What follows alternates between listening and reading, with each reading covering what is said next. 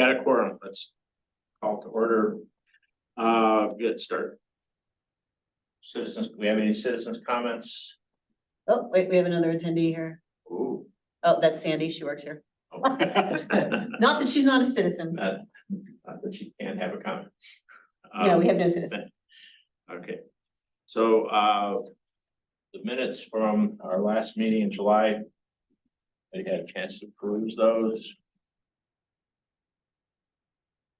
Your motion to accept? So moved. Second.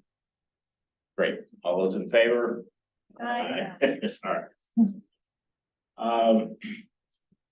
Administrative reports. All right, basically I sent you guys this list of functions and duties. This is a draft I put together working off of the old ordinance that listed specific functions and duties, some of which were outdated because it's from 2002, it predates even the district. And so I've added a few things to it that are linked, more specifically the fact we do indeed have a National Register district, but also recognizing that other properties within the municipality are still all potentially eligible to be nominated in the National Register, whether they're in a district or not, which means, they are still historic. Just because something isn't in the district doesn't mean we ignore it and we don't consider it in terms of plans or impacts. Because one possible problem is that if we don't pay attention to that and there is negative impacts to a neighborhood that's not currently in the district, but could be in the future, it might eliminate that from ever being a possibility. Like for instance, Duquesne, getting rid of the brick street there does have a negative impact on the possibility if we ever expand the district of going in that direction of that street. Because now blacktop and no longer a brick street. It might still qualify, but it does, that's one sort of check off. So I've revised these, just look them over. Give me suggestions. Laura's already given me one good one to review. To make sure this is as comprehensive as possible, in large part because in this reorganization, it's going to be up to the commission to come up, I think, right, with ordinances or for these new committees.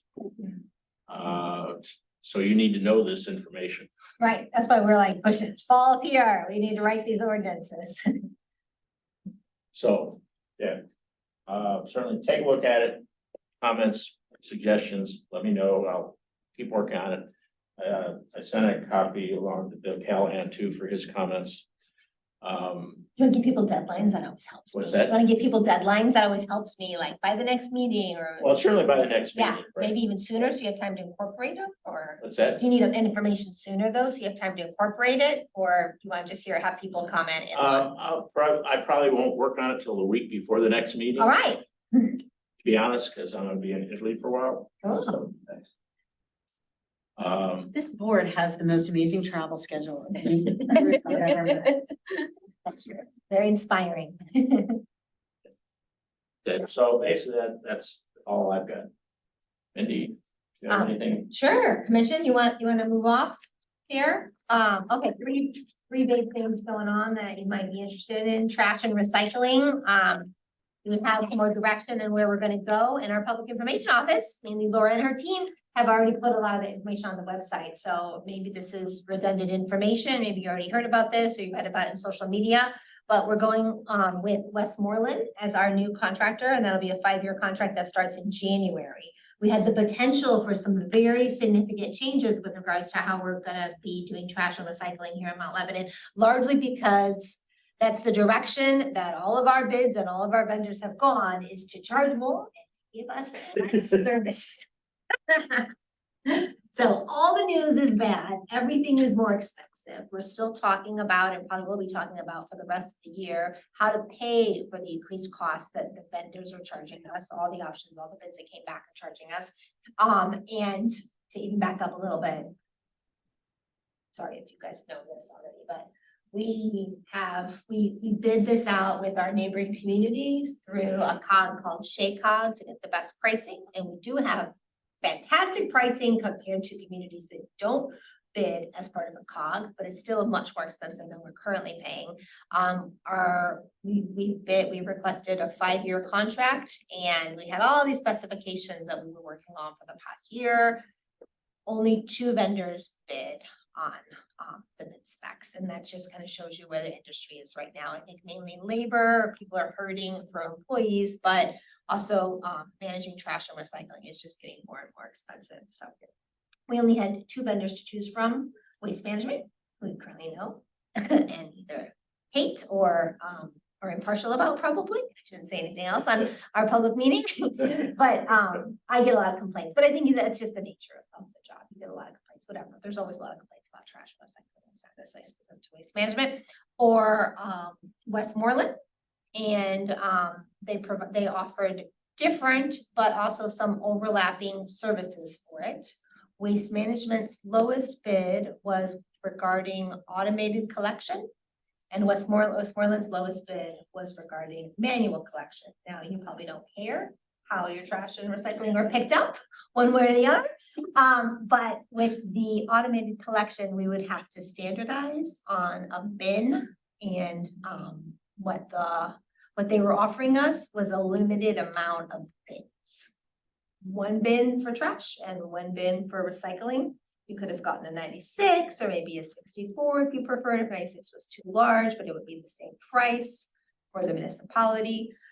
So that would be probably much less trash and recycling than you might be used to managing, and also a very different experience because everything needs to fit inside that bin, including cardboard.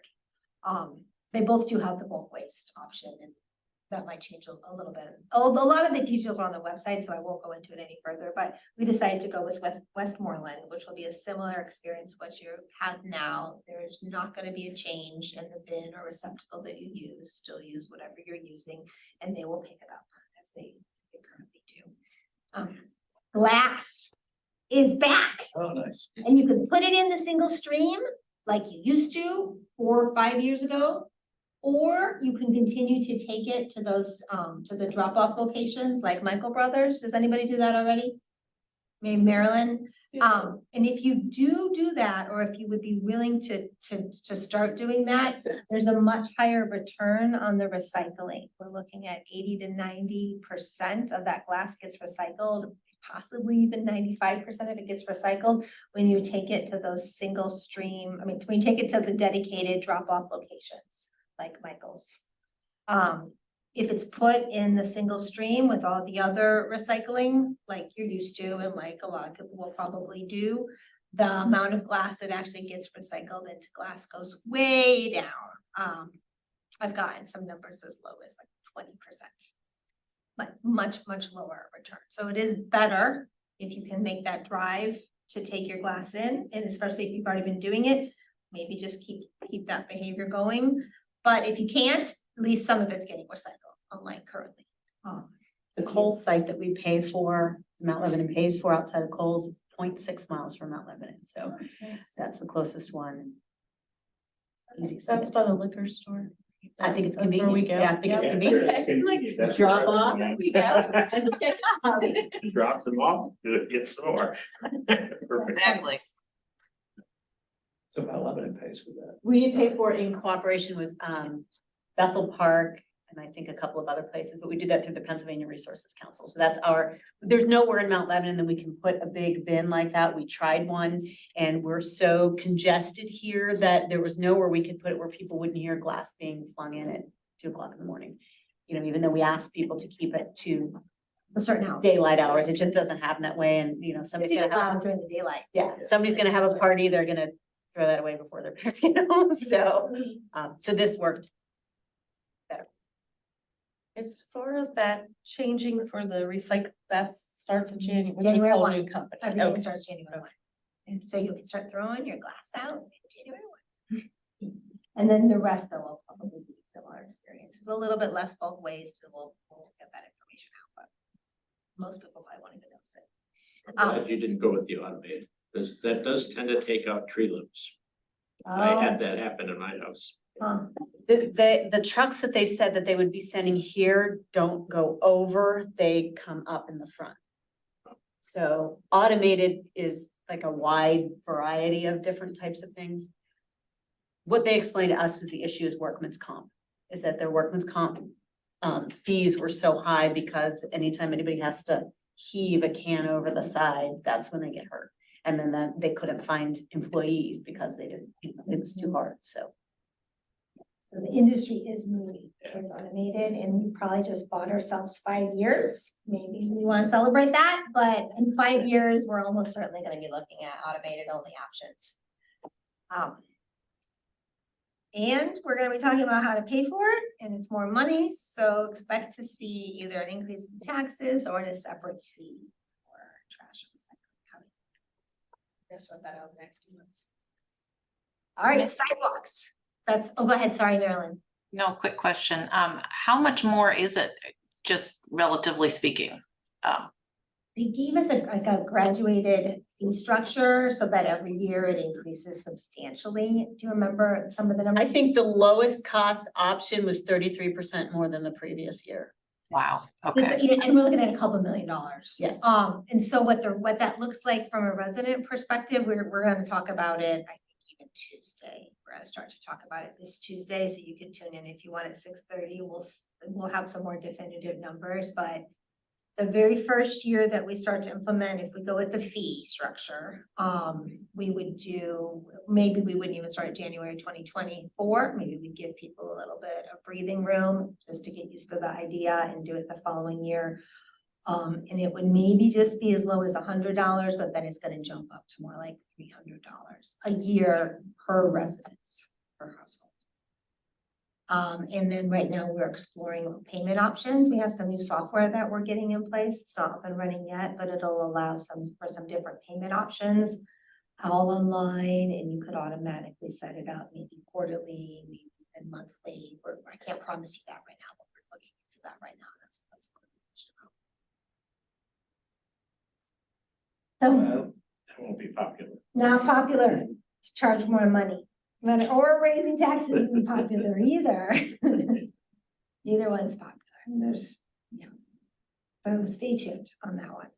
Another thing we made a lot of headway on, sidewalks. I know that doesn't directly pertain to Historic Preservation Board, but a lot of residents care about sidewalks. So right now we do have a sidewalk policy in place from 2013. And it hasn't been effective in supporting residents who want to put in sidewalks together with their neighbors, like all on one block, for example. And that they also want the municipality to cost share. Right now, today, you could apply for a permit and ask to have a sidewalk put in front of your house, and you could pay for that yourself. There is, assuming you make it through the permit process and you're doing the process according to our ordinance, you can pay for a sidewalk yourself today. Or you can go through our sidewalk policy and petition or get together with your neighbors and sign petitions and request that the municipality cost share with you at a cost share of typically 90% the municipality pays and 10% the municipality pays, but it depends how much changing in the and if there's any like retaining walls that have to be moved, landscaping that has to be moved, utility work that has to be moved. So we would come back with an exact price to it. Currently, before the sidewalk policy has been in place, 100% of the residents have to agree to get started on that petition process that would be impacted on that block or on that side of the block. And that's been too high of a barrier. And it really hasn't resulted in any more sidewalks. Did I have to see, was it 2013? Is that when it was first created, or is it 20 years old? Anyway, the current policy. So we just updated it, and now it's only 25% of the residents need to be involved from the beginning to start that sidewalk request policy. So if you have a street with just 3 homes on your segment, that would just be your residents. That would be enough to meet that threshold. So a lot lower of the threshold. Then that request is going to go to the newly formed mobility board, who will use their formula that we had in the policy to help prioritize all the requests that come in that year, and they work through it with the residents. And then we will cost it out at some point through engineering. If it kind of makes it through a mobility board, is something that would be beneficial to the community based on their metrics. And then once our engineers come back with an estimate, then it does go back to every single resident that's impacted on that street, and they still need to agree. So the residents will ultimately continue to own the sidewalks in front of their residence. And they will do some amount of cost sharing, probably still as the current policy has. And then also be maintaining them moving forward like they currently are. That means shoveling, and that means every 20 to 30 years when your sidewalk has to be replaced because it's deteriorated and it's being no longer safe. Those residents are responsible for that. So any questions on that?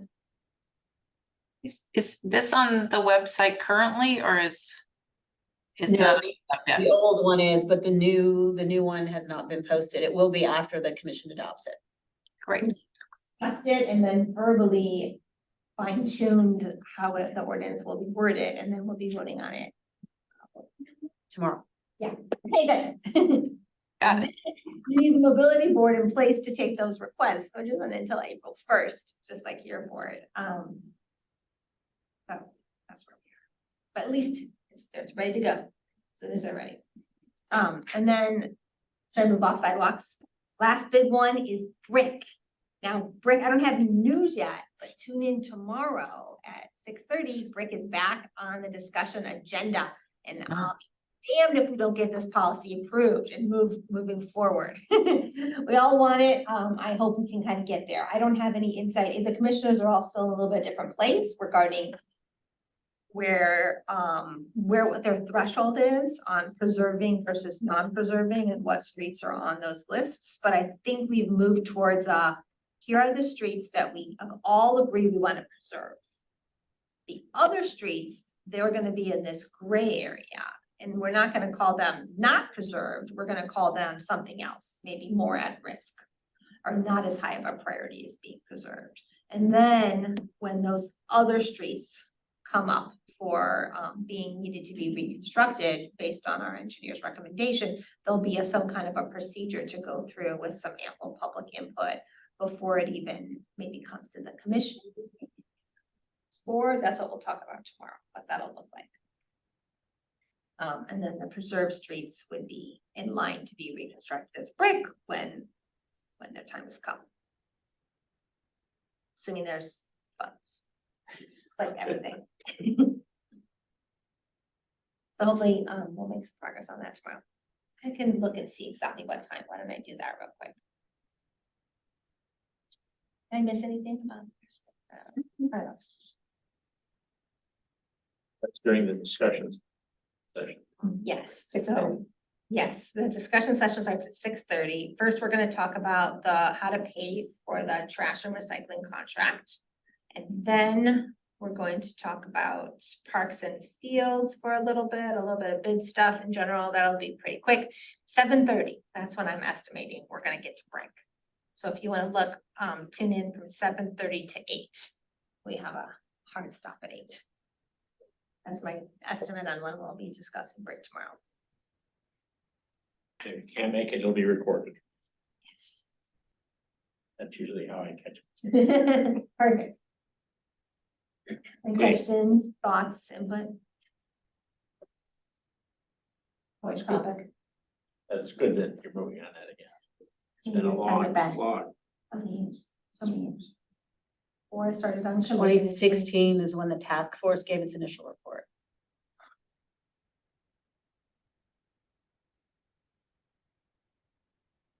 Okay. Anything else? No. Okay. Or you have anything? I don't, Okay. other than just to thank you all for coming to First Friday. I think it went really well and I heard good things, so thank you. That was fun. Yeah. Also get to chat with other board members a little bit more. Yes. I'm sorry, apologies, I could not make it. My mom had a medical thing happen that day. But I We did. had plenty of volunteers. I was gonna say there were plenty. Thank goodness. I felt terrible about that. Hope your mom's okay. Yeah, she is okay. It was a little scary, but we're good. Continuing business, historic signs, anything, Mary Ellen? I don't have any. Okay. Brick streets. Well, you heard what I was gonna tell you, discussion session tomorrow. on the policy, we're moving ahead. So tune in, and if you can't make it, you check it out after it gets posted. So there's plenty of opportunities to see what the board comes up with, or not, or the commission comes up with. Public education, Alan, anything? Yeah, so, first item related to having Teresa Duff come speak in conjunction with the Historical Society. I guess Grace had talked with them about doing something in October, but they're having an open house in October, and so they prefer to do it a different date. I talked to Teresa, she's available throughout November into the first part of December, so that would work. So I was hoping Grace would be here that we could finalize that. So I'll try to touch base with Grace to see if we can get a date settled. I talked with Teresa about potential topics. So I guess with anything she does, she can do sort of an overview of conservation and why that's important. So I think that would be maybe part of anything. So the things that she works on that she could talk about potentially could be as specific as like she's restored several monuments in the city of Pittsburgh, so she could talk about monument restoration. She could talk about cemetery restoration. She's done that in the past. So working with like stone materials and things like that. She could talk in general about sort of key features of historic architecture and why they're important to conserve. She could talk about the project that we worked on with her was the decorative painting project at Heinz Hall. So she could talk about what's involved with that, sort of historically researching what's done, how to clean and protect historical paint, and then how to, restore with new paint things to, so that could be something. And she could do, with that one, I know she could do some kind of lecture, but also some kind of demonstration. She could bring her little feather brushes and gilding pieces and show people how she does that kind of process. She has restored outdoor sculptures like at Hartwood Acres and other places around the city, so she could talk about something like that. And she's done even work on something as simple as like shutters on people's houses. And so I don't know if any of those sound more interesting that we could give her some direction, but those are the kind of things that she could talk about. Based on some of the ones I've heard about in the past, this is before my time, I think a lot of them sound really interesting and would be fun to attend. The thing about key features of architecture, why they're important to preserve, that seems to be the thing that people are most interested in. Because they're often interested in how historic preservation can relate to their neighborhood, right? Or their house, And that type of thing, as opposed to, the Historical Society, I think they'd be really interested in the techniques for preserving, painting or working on sculpture stuff. That would be really interesting. But in terms of the types of draw or the types of education that we often are doing here through the Preservation Board, it strikes me as that topic really would fit what our goals are more directly. Okay. Would be my opinion. Yeah, I think just wait a little bit, people want to remodel their house and they want some advice, and so stuff that kind of pertains directly to that. Or we want them to think about historic preservation when they want to remodel their house. We want to make that very easy and accessible, that information to them.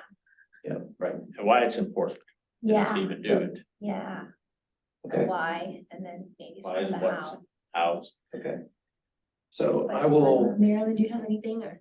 No, I am in complete agreement. When I heard the list, all of it sounded really interesting to me, and thank you for doing such a wide variety of things for us to hear about. But I think the one that Phil pointed out, it would be the most applicable to this board and for the actual event.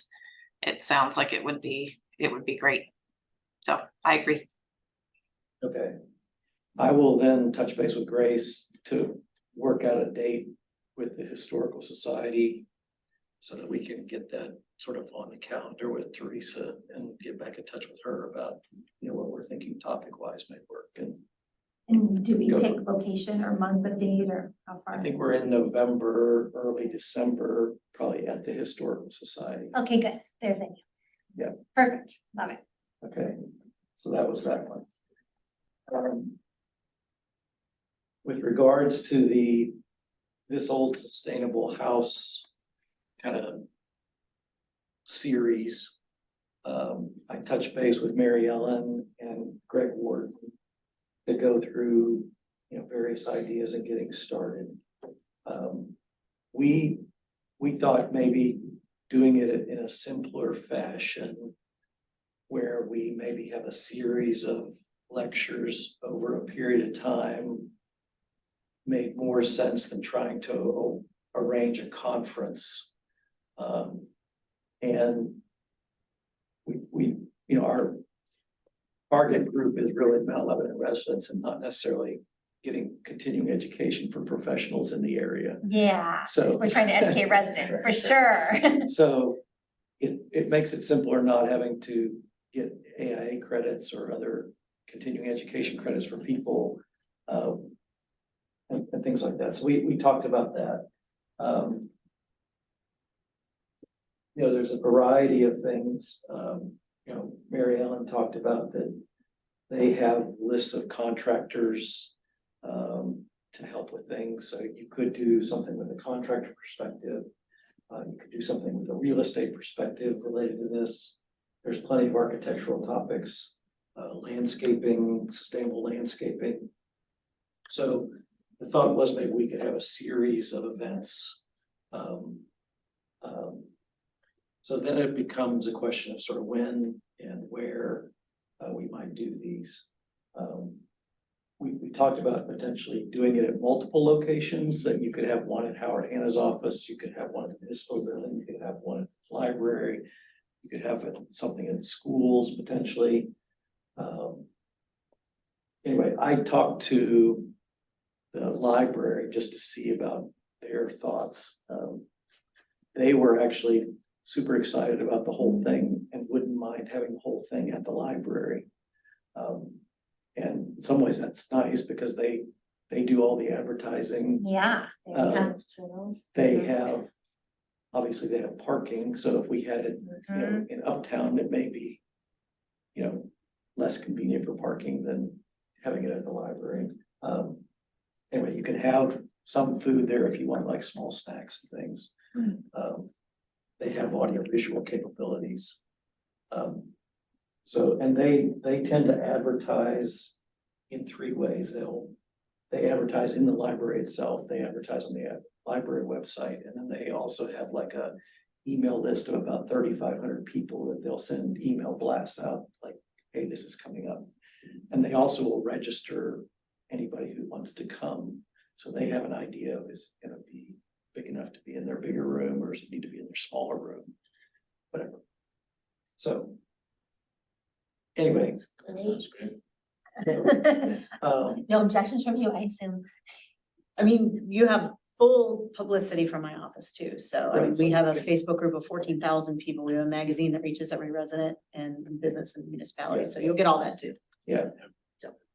Do we- Sorry, do we have someone that could make a nice graphic for it? An attractive, I would volunteer to do that if you want me to. I It's do. up to you, I have graphic designers on staff, but if you'd like. to- No, let them do it. I didn't know if it was okay to use municipal staff for something, for a board activity. I didn't know.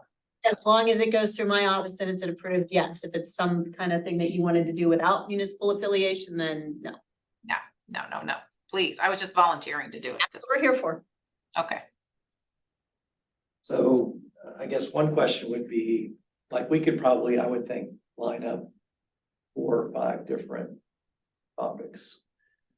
So you could do it like on a weekly basis and have one a week for 5 straight weeks, or you could do it like every other week and spread it out over, a couple months. I don't know what people's thoughts are about that. At least in terms of reserving the room, we have to let them know by November, like 3 months in advance of when we want to start having the room lined up. So that again shouldn't be too much of a problem. But I think if we can sort of hone in on a schedule, then I think between Mary Ellen and Greg and I, we could probably work on lining up individual speakers for each of the times that we, settle on. And remind me, because maybe I wasn't here, like, what's the intent of that educational or that seminar? Well, we were This gonna Old call House. it This Old Sustainable House. This Old So the Sustainable House. idea was to incorporate sort of renovations to your home, how can be done in a sustainable fashion, Yeah. plus still keeping the historic characteristics of your house and property. And if the library would end up hosting it and owning it, could we invite, or would you be interested in inviting like architects, vendors, landscape architects, or people that can actually You have to be engage? careful about that, because if they're a for-profit business, we can't really do like a business fair type thing. It has to be informational in nature. I think the library has rules about that too. Like they can't hand out business cards and stuff like that. I don't think they could, But yeah, but I know as far as us recommending, we can't. we can. A municipality can't, but Right. can the But like- library, can the Historic Well, like, Society? for instance, you had talked about, you have this contractor list, as if there was a real estate presentation, could they hand out? As long as they were not speaking about something that only they do, if they were talking about a trend or an idea, but it can't be a way for them to garner business. Because then then we're, you know what I mean, we're shoveling business their way, so. Yeah. So like before, when we have educational events, they've mostly been either academic or from nonprofits like the AIA or things like that. So if you're gonna have contractors, they can do it. I attended one with the solar company that put the solar panels on the roof, but it couldn't be a marketing thing for him. It had to be just general information about solar energy. So we'll have to get some guidelines for them if we want to go down that route. But that, And the library is very familiar with that. Yeah. They're big on that too, so. Okay, because I could see that would be really helpful for residents to, here's a list of people or. Yeah. started. Not just that, I mean, I was just coming up with all kinds of different things that from anything from, talking about ways to cut their bills and becoming more energy efficient and, incorporating using recycled materials, having a designer come in of doing things differently, maybe what's on trend, what's on trend in 2024 is not what's on trend now, like just those kind of tips of, and even also just, I thought about even maybe like the fire department, I mean, not to go off track, but safety issues in the house of, especially with the explosion in Plum, I mean, that's like a lot on people's mind right now of just, are you, is your furnace and is your air conditioner up to date? Do you have the carbon monoxide detectors? Oh, they're big on that too, and building material, I mean, just even materials, the materials that your furniture. Fireplaces and just safety talk for people because people live in their house for decades and they walk past this stuff every day until they get a home inspection, they don't even realize that there's something wrong in their house. So that's kind of one way, that's one That's a nice- direction I was going Yeah. into. Need any direction from us or any? well, do you think like an every week thing or an every other week thing, what kind of makes sense? It depends, remember, you're gonna have to staff it. And by staffing it, I mean volunteers from this group, so whatever you're gonna wanna do there, if you're gonna wanna collect names and email addresses of attendees, whether you're gonna wanna open it and introduce it, so it'll partially depend on how many people you have available. The only thing I know that we have going on in January, February, March is the Residence Academy is every Thursday night for 9 weeks, starting the first week of January. So if it wasn't, that night, that would be helpful if it wasn't the Monday night, because we're here. Those 2 Monday nights are the only things that really conflict. So it's more about how much work you want to do and I think too, how to break down the sessions. So we talked about doing like a session on architecture, a session on real estate, a session on landscaping. I mean, we don't think we need to make it go 9 weeks. Yeah, how much material do we have? Right, exactly. So is it just good to start out with 3 sessions and fill that out and how it goes and then? Yeah, I think we could do, 3 for sure, 4, I'm Maybe sure we 4. could get Yeah, 5 if we needed, but if we wanted to stick to 4. real estate, architecture, landscaping.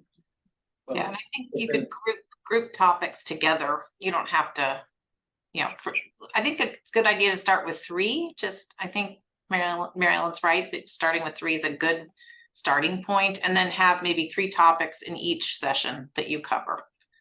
Then people are getting a lot of topics covered, and if we find that people really want more information and they want more in depth, or if it's very popular, we could open up more. I don't know, what do you all think of that? I think if you're getting to 4, it's getting a lot for our schedules, and I don't know if people's interest will be held for more than 3 sessions. I think 3 sounds about right, but.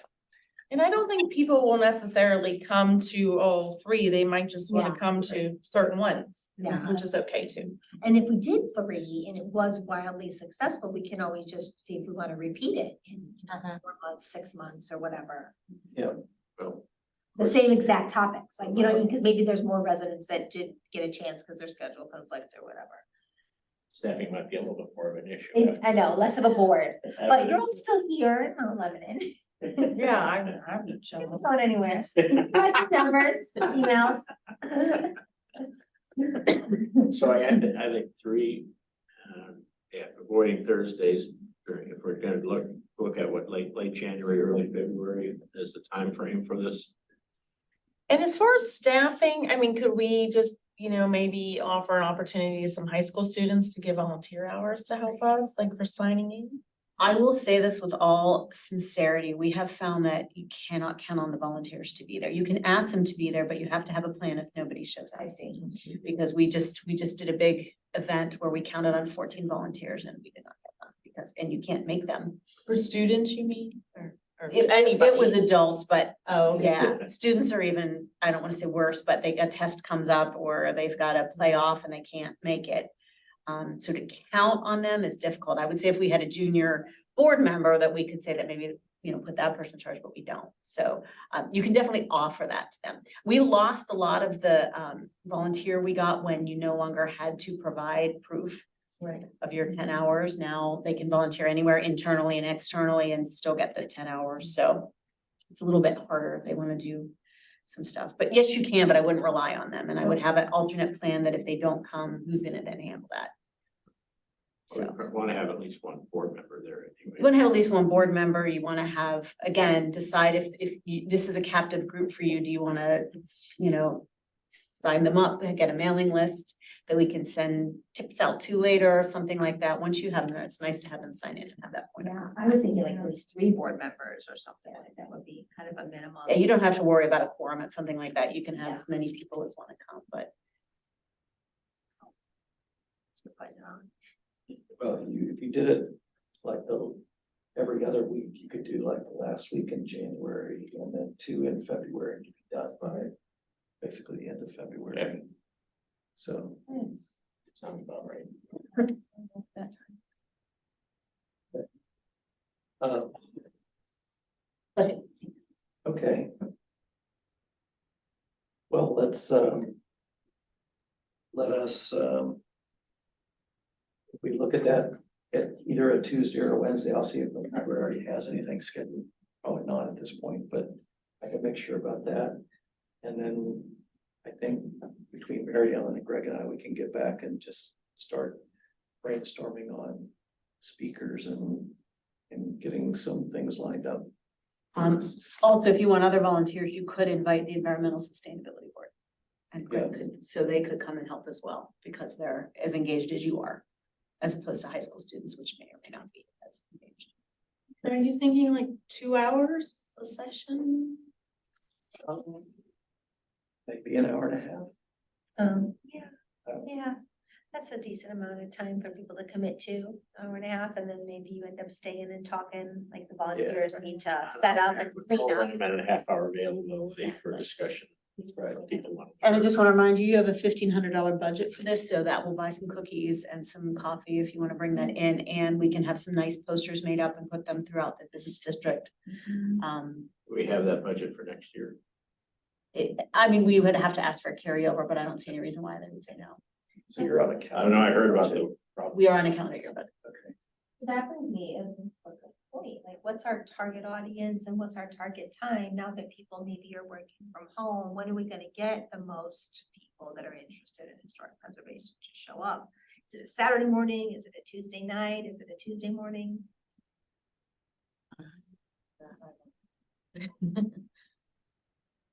I'm thinking of weekday evening. I That's think what I was a thinking, weekday, those are a always- weekday evening would probably actually work better because particularly families and so forth, there's so much that goes on weekend. Yeah, I'm busiest on the weekdays. I mean, I can come anywhere, I'll make a party. I'm just like, Yeah. I don't know if I represent the general resident, but my weeknights are a mess. Just as long as it's not the second or fourth Tuesday, because those are commission meetings. So if you're looking at Tuesdays, stay away from second and fourth. Well, the Residents Academy was always during the week, right? So it's always wildly popular. It's still, I mean, it was when I Yes, did it it. fills out. Okay. Yeah. Very quickly. Yeah.